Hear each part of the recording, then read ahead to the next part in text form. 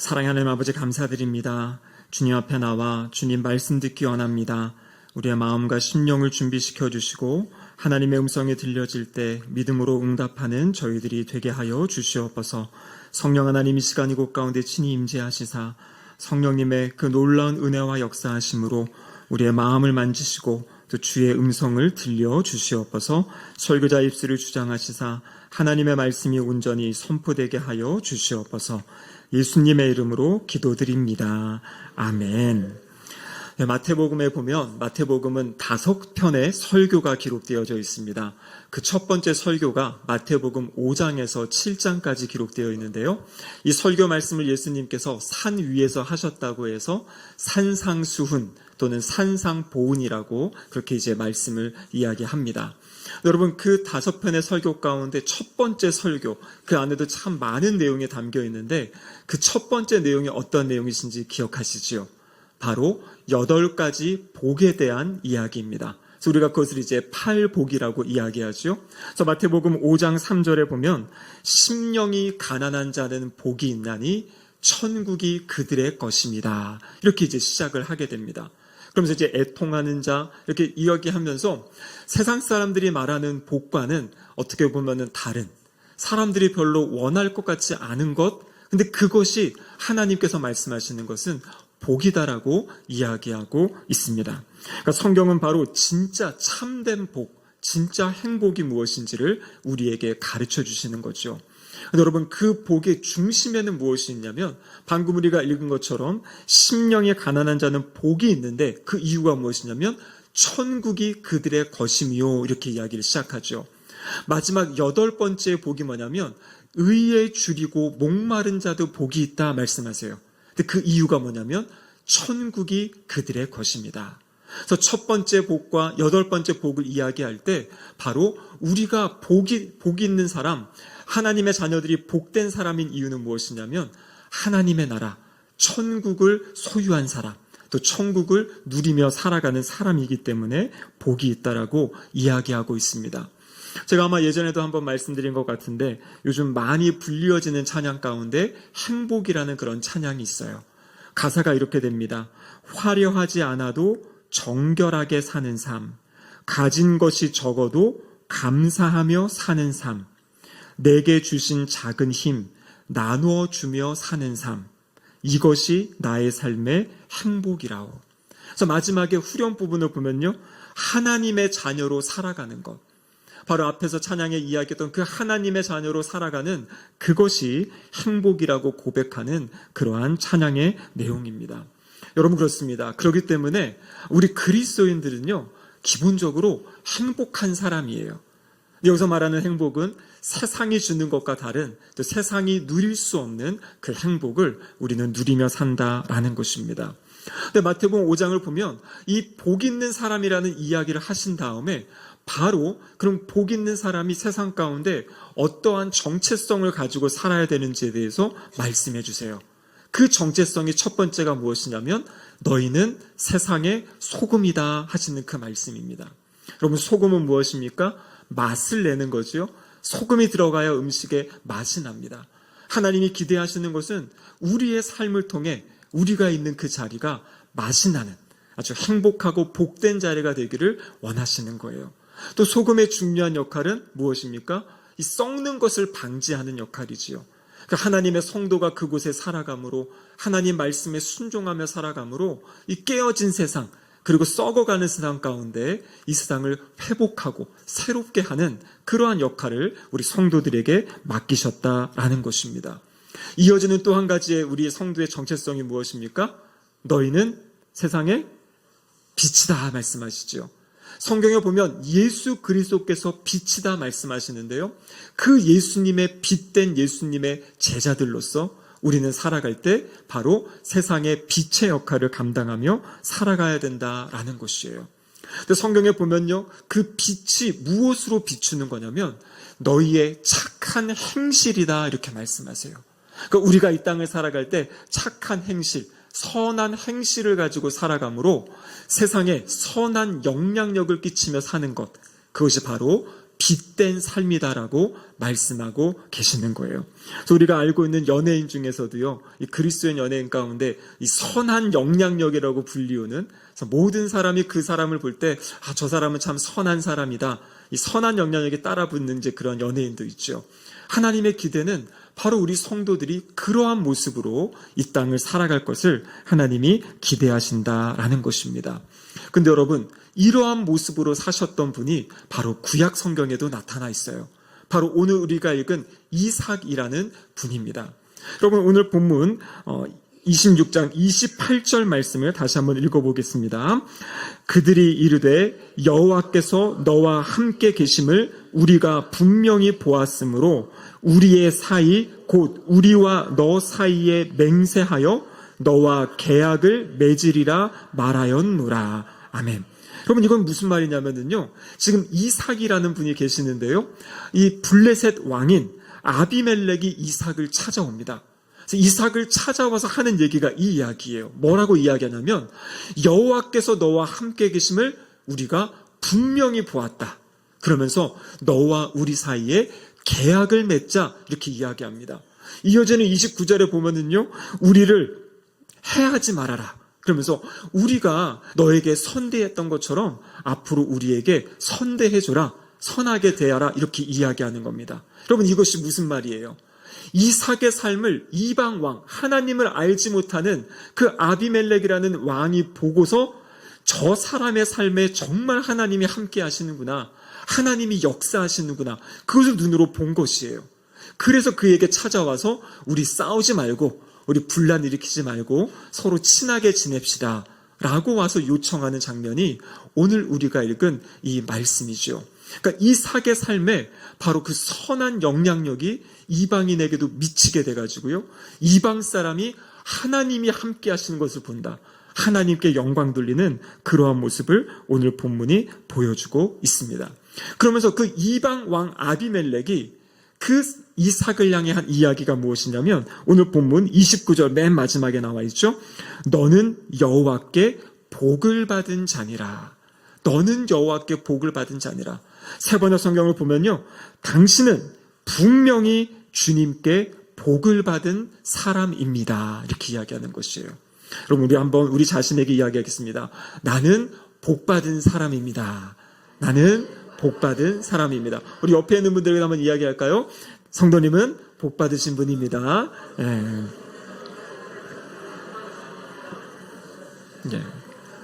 자, 그렇다면 우리가 왜 복 있는 사람인지, 복받은 사람인지 오늘 본문을 통해서 살펴보겠는데요. 첫 번째는요, 우리가 복받았다라는 이유는 뭐냐면 우리는 하나님의 음성을 들을 수 있는 사람이기 때문에 복받은 사람들이에요. 우리는 하나님의 음성을 들을 수 있는 사람들이기 때문에. 오늘 본문 창세기 26장 1절 말씀을 같이 한번 읽어보겠습니다. 아브라함 때에 첫 흉년이 들었더니 그 땅에 또 흉년이 들매 이삭이 그랄로 가서 블레셋 왕 아비멜렉에게 이르렀더니. 자, 오늘 우리가 읽은 말씀이 지금 이삭의 이야기, 지금 어떠한 배경인지를 설명해 주는 건데요. 아브라함 때 첫 흉년이 들었다. 제가 2주 전에 아브라함 관련 설교를 할 때 그 창세기 12장, 아브라함이 하나님이 그 부르시는 부르심의 말씀을 듣고 그리고 이제 약속의 땅으로 갔잖아요. 가나안 땅으로. 근데 그 땅에 흉년이 든 순간 하나님께 묻지 않고 하나님의 의견을 여쭙지 않고 자기 마음대로 애굽, 이집트로 그냥 피신을 갔죠. 그곳에서 이제 자신의 아내를 누이라고 속이기도 하고 그런 어려움을 겪는 상황들을 봤어요. 근데 오늘 본문에 보니까 또 이 땅에, 이 가나안 땅에 흉년이 든 것입니다. 그런데 이 아들 이삭이 어떻게 반응하냐면 아버지처럼 반응하고 있어요. 바로 그 흉년이 들자마자 우리도 이제 애굽으로 이주해야겠다 하고 애굽을 향하여 가는 길이에요. 애굽을 향하여 가다가 오늘 본문 1절에 보니까 그랄 지역, 이 아비멜렉 왕이 블레셋 아비멜렉에 사시는 그곳에 잠시 머물게 됩니다. 그때 하나님이 이삭에게 찾아오셔서 말씀하세요. 그것이 2절 말씀인데요. 여호와께서 이삭에게 나타나 이르시되 애굽으로 내려가지 말고 내가 내게 지시하는 땅에 거주하라. 그러니까 지금 이 말씀을 보면 이삭이 지금 애굽으로 향하고 있는 것을 하나님이 아시는 거죠. 그러면서 애굽으로 가지 말아라 말씀하시면서 내가 지시하는 땅에 거주해라 이렇게 말씀하세요. 그러면서 뭐라고 이야기하시냐면 너가 이 거주한 내가 지시한 땅에 거주하면 아브라함에게 주신 약속을 동일하게 주세요. 자녀를 주겠고 자손을 주겠고 그리고 이 땅을 주겠고 그리고 너의 자손을 통해서 천하 만민이 복을 받게 하겠다. 그렇게 이제 말씀을 해주십니다. 이삭이 하나님의 말씀을 듣고 순종해서 그곳에 머물게 돼요. 하나님이 그 그랄 지역에 머물라 하셔가지고 그곳에 머물게 됩니다. 그러니까 아브라함 같은 경우에는요, 그냥 애굽 땅으로 가서 어려움을 당했던 상황인데요. 하나님이 지금 이삭 같은 경우에는 애굽으로 가는 길에 그 길을 막으시고 하나님이 그에게 말씀해 주신 거예요. 그럼 그렇다면 어떻게 이삭은 이 하나님의 음성을 들을 수 있었겠습니까? 여러분, 이삭은요, 성경에 보면 평소에 하나님과 교제했던 사람이에요. 하나님께 기도했고 하나님을 묵상했던 그러한 사람입니다. 자, 창세기 24장 63절의 말씀에 보시면 이렇게 기록되어 있죠. 같이 한번 읽어보겠습니다. 이삭이 저물 때 들에 나가 묵상하다가 눈을 들어보매 낙타들이 오는지라. 아멘. 여러분, 이 장면 어떤 장면이냐면요, 아브라함이 자신의 종을 보내서 이삭의 배우자 신부감을 데려오게 하는 장면이에요. 근데 이 장면이 바로 이 들에 저물 때 들에 나가서 묵상하다고 있었다. 이러면서 이제 오는 신부를 이제 맞이하게 된 그 장면인데요. 중요한 것은 여기 보시면 묵상하다가라는 이 장면입니다. 이 묵상한다라는 이 단어의 의미는 대화를 나누다, 기도하다 이런 뜻이에요. 그러니까 이 이삭이 이 들에 나가서 누구와 대화를 나눴겠습니까? 하나님과 대화를 나눴던 사람이에요. 하나님과 교제하고 하나님의 어떠하심을 묵상하던 사람이 바로 이삭입니다. 이렇게 하나님과 교제하고 하나님을 묵상하는 이 사람에게 하나님께서 말씀해 주신 거예요. 하나님의 음성이 이삭에게 들려진 것입니다. 오늘 우리가 읽은 본문에도 보면 하나님이 또 이삭을 찾아오셔가지고 내가 너에게 복을 주겠다 이런 약속의 말씀을 주시죠. 그래서 어떤 성도님들은 이렇게 얘기하세요. 구약의 우리 신앙의 선배님들이 참 부럽습니다. 하나님이 직접 찾아오셔가지고 말씀해 주시고 천사를 보내주시기도 하고요. 환상을 보여주시기도 하고 그렇게 우리에게 이야기하시고 우리를 찾아오시는 그 하나님이 참 부럽습니다. 여러분, 이렇게 이야기하는데요. 사실 오늘날 우리가 더 하나님의 큰 은혜를 받은 것이에요. 여러분, 구약의 성도들은요, 하나님이 찾아오셔야지만 하나님을 만날 수 있었어요. 그렇죠? 그런데 여러분, 우리는 어떻습니까? 하나님이 우리에게 하나님의 말씀을 주셨잖아요. 그렇죠? 그래서 우리는 이 말씀을 펼쳐놓고 말씀을 읽고 묵상하는 가운데 하나님이 우리 가운데 이 성경을 통해 우리에게 이야기해 주시는 거예요. 어떻게 보면 우리는 더 확실하고 그리고 완벽한 하나님의 말씀, 하나님의 음성을 들을 수 있는 기회를 우리에게 주셨다라는 것입니다. 여러분, 요한복음 10장에 예수님 말씀하셨죠? 내 양은 내 음성을 듣는다. 우리 주님이 끊임없이 말씀하고 계시고요. 하나님의 자녀들, 하나님의 백성들은 그 음성을 들을 수 있다라는 것이에요. 여러분, 성경이 어떤 책입니까? 모든 성경은 하나님의 감동으로 되었다. 이게 하나님의 감동으로 하는 것은 바로 성령님의 역사에 의해서 기록되었다라는 거죠. 베드로후서에도 보면요, 예언은 사사로이 풀 것이 아니다. 왜냐하면 이 말씀은 오직 성령의 감동하심을 받은 사람들이 하나님께 받아 말한 것이다. 이렇게 이야기하고 있어요. 그러니까 이 우리에게 주신 성경의 근원은 바로 인간 저자가 기록하였지만 성령님의 감동에 의해서 기록된 책이에요. 그럼 그렇기 때문에 우리가 성경의 말씀을 잘 이해하고 또 성경을 통해 하나님의 음성을 듣는다는 것은 우리의 어떤 지성과 이성을 뛰어넘는 것입니다. 이성과 지성은 기본인 것이고요. 그것 위에 우리의 믿음과 성령 하나님의 감동하심의 역사가 있을 때 2000년 전에 기록되어진 이 성경이 오늘 나에게 주시는 하나님의 말씀으로 들려진다라는 것이에요. 여러분, 이 조지신학적으로 보면요, 하나님의 말씀이 무엇인가, 하나님의 말씀이 무엇인가라고 이야기할 때 세 가지를 이야기합니다. 하나님의 말씀. 여러분 요한계시록 19장에 보면 예수 그리스도를 향하여서 하나님의 말씀이다 이렇게 이야기한 그런 구절이 있어요. 또 우리가 잘 아는 요한복음 1장 1절에 보면 태초에 말씀이 계시니라 그 말씀이 하나님과 함께 계셨으니 그 말씀은 곧 하나님이시다 이렇게 말씀하죠. 근데 그 말씀을 요한복음 1장 14절에 보면 말씀이 육신이 되어 우리 가운데 거하셨다. 그래서 우리가 믿는 것은 하나님의 말씀이라고 할 때 첫 번째 하나님의 말씀은 바로 예수 그리스도가 하나님의 말씀이세요. 계시된 하나님의 말씀, 인격으로 오신 하나님의 말씀이 예수 그리스도십니다. 그리고 두 번째는 무엇이냐면 바로 기록된 하나님의 말씀, 그것은 무엇입니까? 우리가 믿고 붙잡고 있는 성경이에요. 여러분 오늘날에도 이 자유주의 신학이라는 것이 있어요. 신학을 하는 사람들이 성경을 하나님의 말씀으로 받아들이질 않아요. 그냥 인간의 기록으로 보고요. 성경에 있는 기적이나 이러한 놀라운 하나님의 역사들을 다 무시해버리는 그러한 신학자들도 있다라는 거죠. 하지만 우리 분명히 믿는 것은 이 성경은 하나님이 우리에게 주신 하나님의 말씀인 줄로 믿습니다. 그래서 기록된 하나님의 말씀. 그리고 또 한 가지 하나님의 말씀이 있어요. 그것은 무엇이냐면 선포된 하나님의 말씀이에요. 이것은 바로 예배 시간에 설교자를 통해서 들려지는 설교가 바로 하나님의 말씀이다라는 것이에요.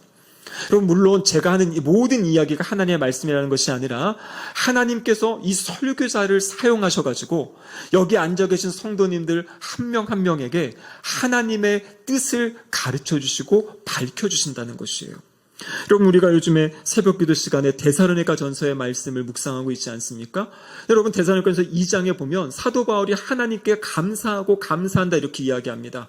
그래서 무엇을 감사하냐면 사도 바울이 그 데살로니가 교회 복음을 전했을 때 하나님의 말씀을 전했을 때 그들이 그것을 사람의 말로 받지 않고 하나님의 말씀으로 받았다. 그래서 하나님의 말씀을 하나님의 말씀으로 받은 것에 대해서 감사한다. 그것이 옳은 것이다. 이렇게 이제 데살로니가전서 2장에서 이야기하고 있죠. 그러면서 우리가 예배 시간에 설교를 들을 때마다 그렇게 들어야 되는 것이에요. 하나님께서 오늘 목사님의 말씀을 통해 우리 전도사님의 말씀을 통해 나에게 무엇을 이야기하시는지 주님 제가 듣겠습니다. 저에게 말씀해 주세요. 그럼 그 마음을 가지고 우리가 설교를 듣는 것이에요. 그럴 때 하나님의 음성이 우리의 마음과 심령 가운데 들려진다라는 것입니다. 이것은 우리가 집에서 개인적으로 성경 말씀을 읽고 묵상하는 큐티하는 것도 동일한 것이에요. 그래서 저는 언제나 큐티 교육할 때 제일 중요한 것은 큐티한다라는 것은 그 시간을 하나님께 내어드리는 거고요. 하나님 앞에 머물면서 하나님과 교제하는 시간.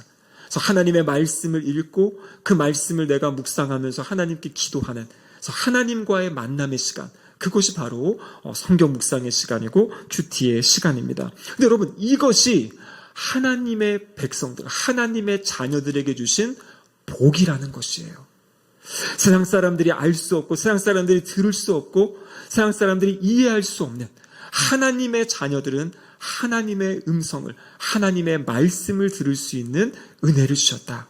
그럼 그래서 이것을 우리가 하나님 제가 복 있는 사람입니다 라고 고백할 수 있어야 되는 것이에요. 그렇게 고백이 되십니까?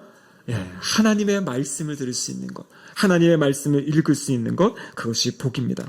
그러면 두 번째로 왜 복되냐면요 하나님께서는 하나님의 사람들을 지키시고 보호하시는 거예요. 그럼 오늘 말씀에 보면은요 이삭이 하나님 말씀에 순종해서 그 그랄 지역에 거주합니다. 그랄 지역에 머물게 돼요. 근데 이삭의 마음 가운데 두려움이 있습니다. 그것이 무엇이냐면 자신의 아내 리브가가 너무나 예쁜 것이에요. 그래서 예전에 그 아브라함의 종이 리브가 처음 만났을 때 했던 게 뭐냐면 했던 이야기가 심히 아리따웠더라 이렇게 되어 있거든요.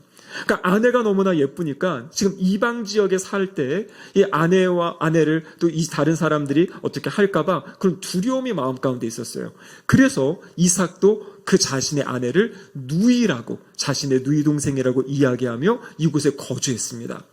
그런데 어느 날 이 아비멜렉 왕이 본 것이에요. 이삭이 그 아내 리브가를 이렇게 포옹하는 모습을 봤어요. 그래서 깜짝 놀라가지고 이삭을 아주 급하게 소환합니다. 그리고 이삭을 책망하는 장면이 오늘 우리가 읽은 성경 본문 앞부분에 있어요. 뭐라 그러냐면 네가 그 아내라고 하지 않고 누이라고 해서 우리 백성 중에 한 사람이 너의 아내를 범할 뻔했다. 죄를 지을 뻔했다. 그러면서 이삭을 이제 책망하는 장면이 있어요. 여러분, 이렇게 책망했으면 책망에 따르는 어떤 벌이 있다든지 그것이 있어야 되는데, 놀라운 것은 무엇이냐면 그 아비멜렉 왕이 이삭을 책망한 다음에 하는 이야기가 이삭과 이 아내를 건들지 말아라. 건들면 죽는다라고 그렇게 사람들에게 선포하게 되는 것이에요. 무슨 말이냐면 지금 이 상황이 엄청난 반전이 있는 것이에요. 이삭이 거짓말한 것이 들통났기 때문에 어려움에 처할 수 있는 상황인데요. 하나님께서 아비멜렉의 마음에 개입하셔가지고요. 지금 이삭을 오히려 보호해주는 그러한 법을 선포하게 했다라는 것입니다. 여러분, 그렇습니다. 하나님은요, 하나님의 백성들, 하나님의 자녀들을 지키시고 보호하실 때 이렇게 이방 왕들을 들어 사용하시면서까지 자신의 백성을 지키시고 보호하시는 거예요.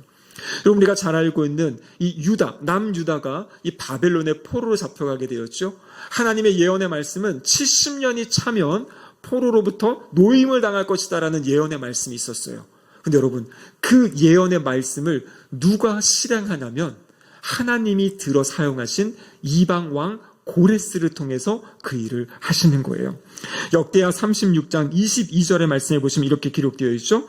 바사의 고레스 왕 원년에 여호와께서 예레미야의 입으로 하신 말씀을 이루시려고 여호와께서 바사의 고레스 왕의 마음을 감동시키심에 그가 온 나라에 공포도 하고 조서도 내려 이르되, 이 공포가 뭐냐면 유다 백성들에게 너희 고국으로 돌아가서 그곳에서 너희의 성전을 지어라, 그 명령을 하게 되는 거예요. 그러니까 하나님께서는 하나님의 백성들을 향해서 하나님의 뜻을 이루어가기 위해서 그들을 지키시고 보호하시는데, 때로는 이렇게 이방 왕들의 마음을 움직이셔서 하나님의 백성들을 지키시고 보호하신다라는 것입니다. 여러분, 시편 121편에 보면요, 이렇게 되어 있어요.